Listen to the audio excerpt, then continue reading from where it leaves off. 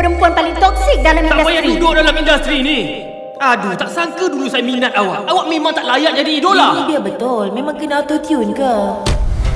Sin, kau punya pasal lah ni. Semua kau rampas dari aku. Jangan marah kalau aku jadi kejam. Sin, kau tak patut hidup. Saya tambah ribbon sikit dekat sini. Barulah tak nampak kosong kan? Nampak cantik juga ni. Hello? Kalau bukan benda penting, tolak esok je lah. Kalau ada benda penting, awak uruskanlah dulu. Benda kecil macam ni, saya boleh je nak uruskan sendiri. Bagi saya kena ada dengan awak. Ini kan majlis kawan kita. Mana boleh biarkan awak uruskan semua. Kita berdua kan dah nak kahwin. Kenapa awak makin nak melekat pula ni?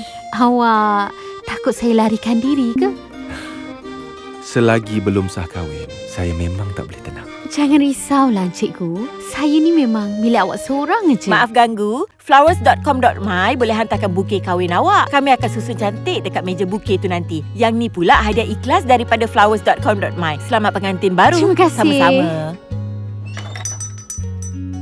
Awak tunggu sini jap. Saya ambil kereta.